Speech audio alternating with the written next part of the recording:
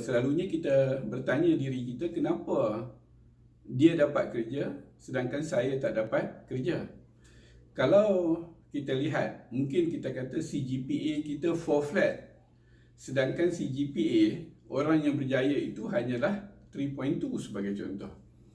Kadang-kadang kita rasakan, kenapa kita tak dapat kerja sedangkan kita ada pengalaman bekerja 5-6 tahun. Sedangkan orang yang ditawarkan pekerjaan itu, pengalamannya hanya mungkin 2 ataupun 3 tahun. Jadi kadang-kadang kita tak puas hati selepas kita hadiri temu duga. Saya rasa ada beberapa perkara yang kita kena faham di sini. Pertama, sewaktu majikan menemuduga ataupun mencari calon, mereka bukan mencari calon yang terbaik di kalangan calon-calon yang memohon. Apa yang mereka cari?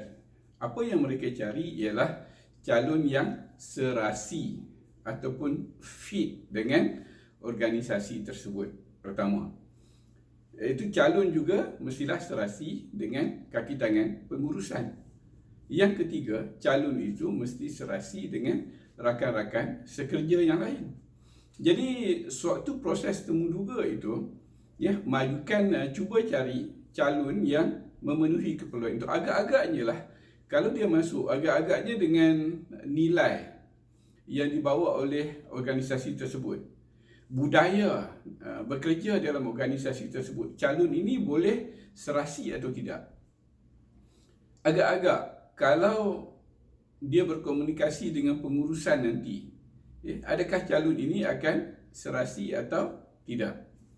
Adakah calon ini boleh bekerja dengan kaki tangan yang lain dalam organisasi tersebut? Jadi ini persoalan yang selalu penemuduga bermain di fikiran dia sewaktu mereka menemuduga calon untuk pekerjaan. Yang kedua, mereka cuba nak lihat sama adakah calon tersebut serasi dengan pendidikan yang mereka cari. Umpamanya kalau mereka katakan mereka nak cari orang yang ada pendidikan ijazah sebagai contoh, tapi kalau kita ada masters atau PhD, walaupun kita lebih baik, dia tak serasi.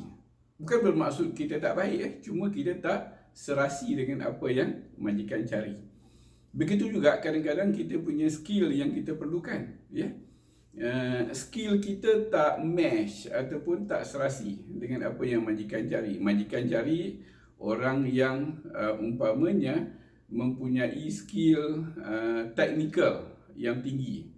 Kita mungkin ada tetapi tak cukup. Dan satu lagi, ia juga disebabkan oleh pengalaman kita. Kadang-kadang pengalaman kita tidak seperti yang diperlukan oleh majikan. Contohnya, majikan mungkin nak cari orang yang sering berurusan dengan orang ramai, sedangkan pengalaman kita lebih banyak kepada bekerja sendiri dalam pekerjaan harian kita. Dan yang ketiga, apa yang majikan cari ialah majikan cari orang yang mempunyai interpersonal and human relations yang tinggi. Komunikasinya bagus, conflict resolutionnya bagus, negotiation skillnya bagus. Jadi inilah 3 perkara yang kita kena faham. Dan kalau kita tak dapat pekerjaan lagi sampai hari ini, saya rasa tak mengapa, jangan rasa kecewa. Apa yang paling penting ialah kita cuba pastikan kita memohon ataupun kita menghantar borang permohonan kepada syarikat yang pada pendapat kita serasi dengan kita. Tak guna kita hantar permohonan kerja berlambak-lambak. Tak guna kita hantar permohonan kerja merata-rata tempat. Apa yang perlu kita lakukan ialah fokus. Tentukan bahawa syarikat yang kita pohon itu, pekerjaan yang kita pohon itu, majikan yang kita pohon itu serasi dengan pengalaman kita, dengan skill kita dan dengan pendidikan kita. Saya percaya kalau itu dapat kita lakukan, insya-Allah kita akan dapat meningkatkan potensi ataupun peluang kita untuk mendapat sesuatu pekerjaan yang kita pohon.